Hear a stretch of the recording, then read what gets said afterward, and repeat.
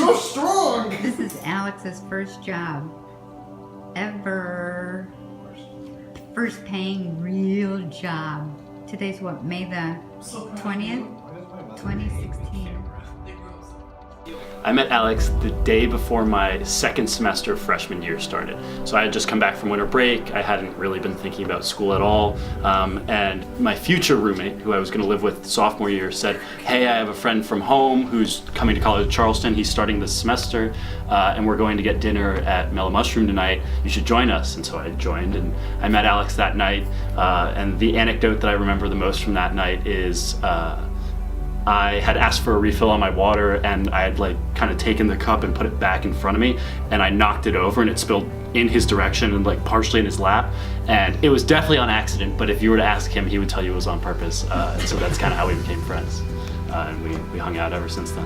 When I met him, he had just overcome his initial cancer diagnosis. He had gone through chemotherapy. He had no hair when I met him. It's tough. If I were to tell you it weren't tough, I'd be lying to you. It was definitely tough seeing him go through it, but he didn't let anybody or anything get him down. So I met Alex volunteering for Camp Happy Days, which is a nonprofit organization that benefits kids with cancer. We met and instantly I just was moved by him.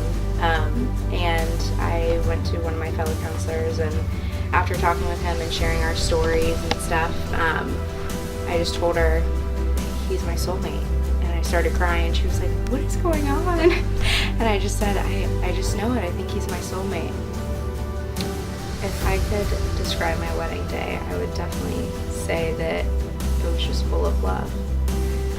And just the fact that all of our friends and family got to be there and just show, for Alex and I to show everyone how much love that we had for each other. I think the one thing that I love most about him was that no matter what he was going through, he always cared for me.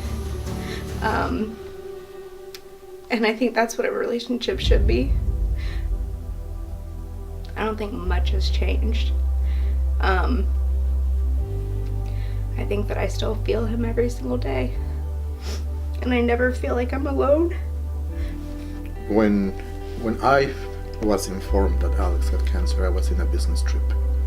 I was actually in a bus traveling in Mexico. And I received a phone call from my wife and from Alex, and they shared me the news, and I couldn't believe it, of course. First it was like, this cannot be possible. Since that moment, we just went on our faith, basically, to gain strength, praying all the time that everything was going to be okay.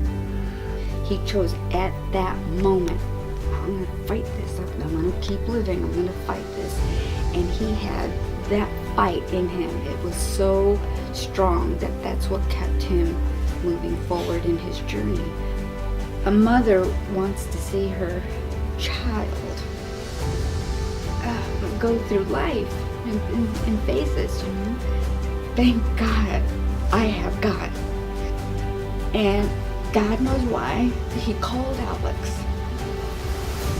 And we are here left now with a responsibility. And that's to still, share our stories about Alex. He's not with us physically, but, I see a Jeep driving by, he's in every Jeep. He sends us signs, he'll send me a beautiful butterfly every once in a while. I know that's him, because it's his favorite color, blue, or something, Just knowing that somebody, because I have moments where I'm stressed or I'm frustrated and I could crumble too. But I think about, all right, well, Alex went through so much more than I did, and he projected so much less of it than the average person would on anybody else. So I think just learning to appreciate and see the bright side and the silver lining and everything, I think is what I take away from him. One of Alex's wishes was to donate his Jeep to Camp Happy Days. I think people should hear about it. There's a reason why we went through what we went through, and it's because Alex wanted to influence people, and Camp Happy Days and Kids with Cancer and College of Charleston and everyone in his life with our faith, and we know we're going to see him again, the resurrection, and we're looking forward to that.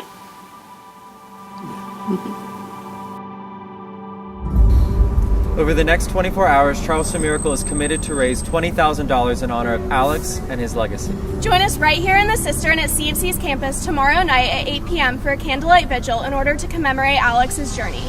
Together, we can make a difference for kids and other students who went through exactly what Alex went through. We are Charleston Miracle, and we are fighting for the kids.